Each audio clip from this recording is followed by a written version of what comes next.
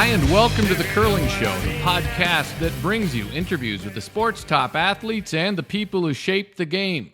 Brought to you by Compete at Curling, the leader in online event management for curling clubs and associations around the world.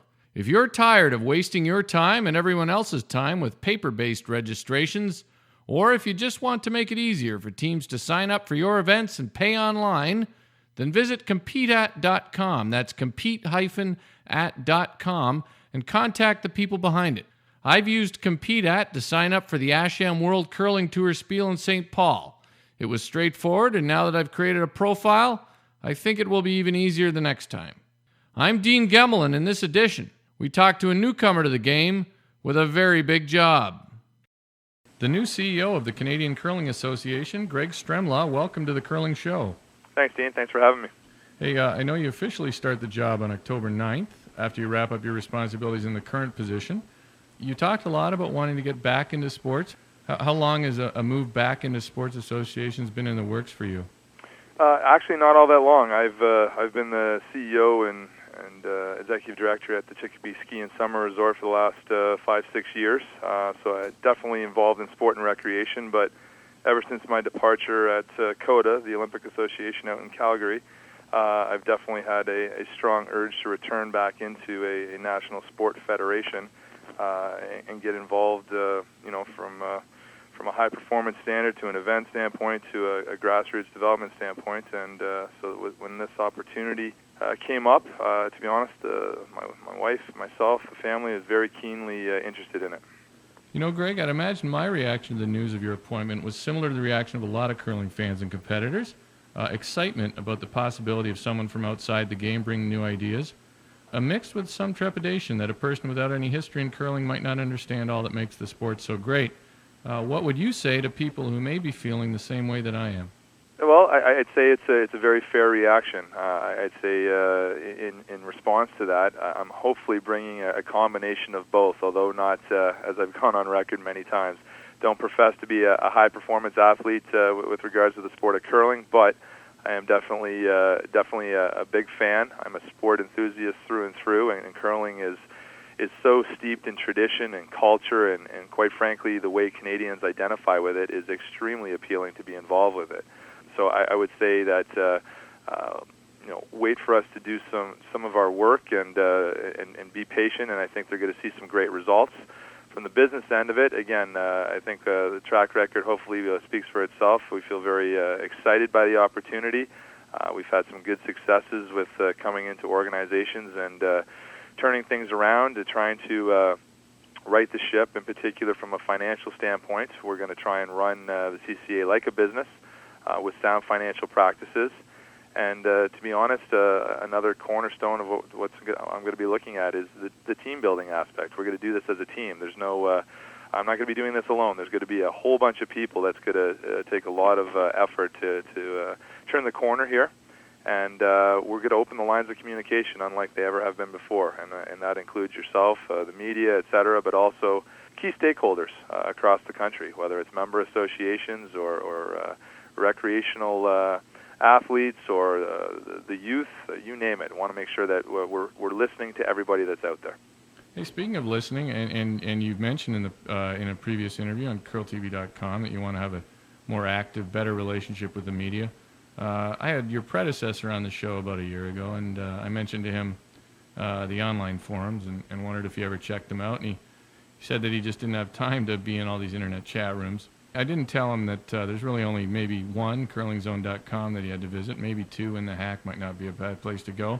You're a young guy. Do you see yourself being a little more involved in the online media conversations? Absolutely. Quite frankly, I've already, although I'm still in my current role with Chicopee, I've definitely wanted to be out there, make sure what's being said, try and have a finger on the pulse, maintain an active stance, not only online, but, as I say, with the media in general. So all of those sites that you're referring to or the stories that have already run, I'd be lying to you if I told you I haven't already checked it out to make sure what they're saying is accurate and what the feeling and sense is out there in the curling community. And so far I'm very excited to and pleased to see what I'm hearing and seeing. I certainly don't think every rant online merits your attention, but I think one of the advantages of that is curlers used to always talk behind the glass and still do, and now you can catch a bit of that conversation online. So absolutely, and that's why I say I have no problem doing something like this. I think it's an exciting opportunity, and it's another way to have your voice be heard by, as you've brought forward, Dean, some very passionate curling enthusiasts, and that's the lifeblood of our sport. And although we want to expand our opportunities in the near future and the distant future through a number of mechanisms, I think that those people that are passionate about it deserve to be heard, and they want to listen to people that are going to have involvement and some type of leadership in their sport, and I'm looking forward to being involved. Hey, talking about passionate curlers and the grassroots level, which is something you've mentioned, I think the CCA has done, in my mind, an excellent job of creating buzz about the big events, but where I fear for the game at times is at the grassroots level. I'm not going to ask you, your specific plans or analysis since you haven't even started in the job, but I wonder if there's anything about your own history with the game that might inform your future. In other words, I don't think you've played as a junior curler and you haven't curled a whole ton, so I'm wondering if you've put any thoughts into why maybe the sport hasn't been a part of your life so far. It's a great question, and I refer back to when I talked about some of the cornerstones. Certainly go on record and say that the grassroots and development of the sport is going to be near and dear to my heart, and it already is. It's something that is a huge opportunity and something our sport needs to make sure we embrace, because if we look past it, it will be a lost opportunity and one that we'll likely all regret down the road. We need to make sure that we get in the psyche of the youth. We need to make sure that, quite frankly, my goal would be any child possibly out there has a chance to curl. We need to make sure that we come up with strategic ways and unique ways of giving them that opportunity. If they choose that they don't like it, it's not the sport for them, that's okay. But how are they going to know that they like it, whether just watching it, participating in it, or perhaps going on and being a high-performance athlete and competing at the sport, unless we give them the opportunity? So I can definitely say that much, that it's something, although there's already some programs in place, I'd like to make sure we look at expanding those programs and or enhancing them to the betterment of the sport, because, to be honest, it's not unique to curling, Dean, as you well know. It's something I'm involved in right now with skiing and snowboarding through the Canadian Ski Council. We've been looking for the last several years with our demographic modeling for the next 20 years of what the Canadian demographics are going to look like. And there's no secret between an aging population or how the demographics unfold. We need to make sure that we give everybody out there possible that wants an opportunity to participate in our sport. And quite frankly, the youth is going to be a huge mandate of mine to try and make sure that opportunity or those opportunities exist. If we have a great feeder system, there's going to be a further buzz about the sport. There's going to be kids and families and you name it, talking about it, participate in it, and from there, what's that going to turn out? Is that people are going to want to watch it that much more. They're going to want to be involved in it. Sponsors are going to want to be involved in a rising stock, and it just snowballs from there. And then it's going to help that last cornerstone in terms of a philosophy or a strategic plan, and that is HP, or high performance results. Canadian success at a national and an international level, such that Canada is second to none. To maintain or achieve that lofty goal, we need to make sure that grassroots development is a huge component of it, or else there will come a time that we have trouble meeting our expectations from a high-performance level, and both nationally and internationally. So, absolutely, grassroots development will be a huge component going forward. Judging from the depth of that answer, I guess I'm going to guess you're also aware of the fact that the curling population in Canada may not reflect the ethnic diversity of the population. Any thoughts on that? I would say very similar thoughts in that you're absolutely right, and it's not a secret, and it's not singular to the sport of curling. There are a number, in particular, of winter sports in our nation that need to make sure, again, although it's a challenge, it needs to be seen as an opportunity for us to expand those that are participating in the sport. Absolutely. We live in a nation that is certainly ethnically diverse, and again, rather than shying away from that, we need to embrace it and afford everybody an equal opportunity to participate in the sport, such that they can see how great it really is. And there's a reason why there's so many passionate people about it. They've had the opportunity. They have seen the sport. They've participated in it. They've lived it, and therefore they're passionate about it now. Let's give some more people that opportunity, and there's going to be that many more passionate enthusiasts listening to your podcast, online, watching the CBC and TSN telecasts in the future, and I'm looking forward to that. Hey, touching on your past again, quick, from 1996 to 2002, you had a role in bobsleigh and luge with the Calgary Olympic Development Association. On the surface, those sports and curling don't seem to share a whole lot besides the winter season, but what did you learn there that you think will help you with the CCA? Well, I think probably the number one thing that I learned there that will help me with the CCA is I moved to Calgary from Miami, Florida, working with the Orange Bowl down in Miami, and I really had nothing to do with bobsleigh, luge, skeleton, ski jumping. Really, in Miami, they didn't have a big bobsleigh and luge? Not yet. And so coming as somebody from outside the sport, but yet a big fan of them, it taught me that really sport is a business, and you don't necessarily need to be an Olympic bobsleigh pilot or an Olympic skeleton athlete to be able to manage and lead those sports and get the best out of them and for them for the future. So I think what I can draw on comparisons, Dean, would be that there's a lot of similarities to that in coming to curling, although certainly have a little bit more knowledge and involvement in curling than I did with the sports of bobsleigh and luge when I first started at CODA. But I was very proud and very pleased with the results that we were able to achieve, the international success. Certainly the '98 gold medal with Pierre, the introduction of skeleton becoming a Winter Olympic sport since the first time since the start of the century in St. Moritz. A lot of achievements that we collectively were able to achieve. I view the similarities to that with curling. There are probably a lot more similarities than a lot of people would perhaps see, and I'd like to lean on that. And I'd like to throw myself at the sport the same way I did with those sliding sports. Again, coming into Calgary, I wanted to make sure I learned everything about the sports I possibly could. So not only talking and gathering information, but attending events, participating in the sports, and also from a technical aspect, made sure I went through and I did my provincial and national and international jury licenses for all of those sports. And now I have a jury license through the FIBT and the FIL to be able to technically delegate at any World Championship or Olympic Games in the future. And I look forward to having that opportunity, not that I want to do that per se, but to gain that knowledge because I think it gives you even a better appreciation of the sport of curling.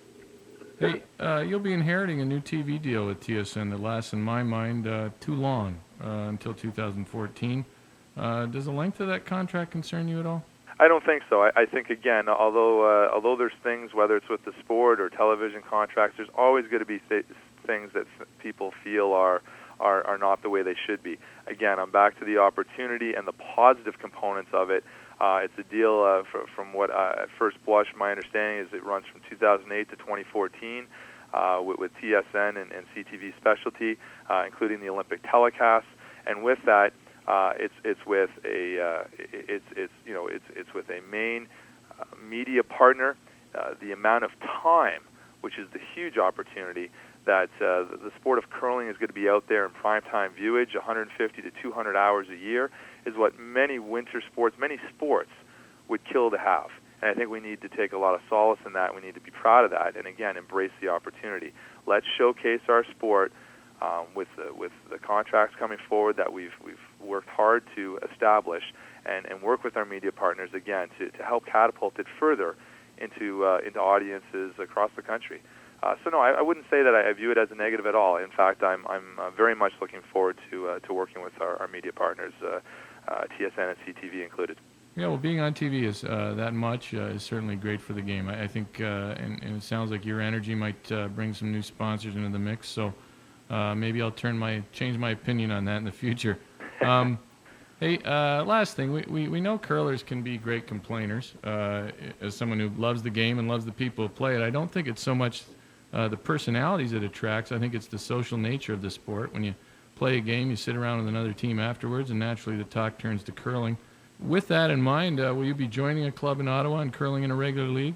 Well, a great question. I've already said I definitely want to get out there and enjoy the sport recreational. I haven't not moved to Ottawa yet. I'm not sure what team I may or may not join. To be honest, I'd like to enjoy it with my family as well.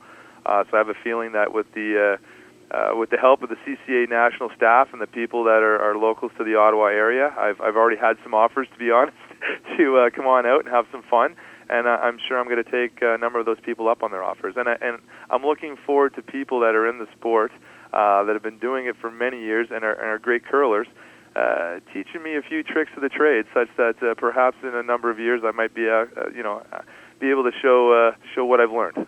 I think that's good news. I mean, I think at some point you'll probably come to realize every time you go to the curling club you might get a lot of opinions and questions, but better to get them there than anywhere else, I think. You know what? And rather than closing up in an office and not wanting to listen, I look forward to that. You know what? People having opinions is a healthy thing. I have opinions.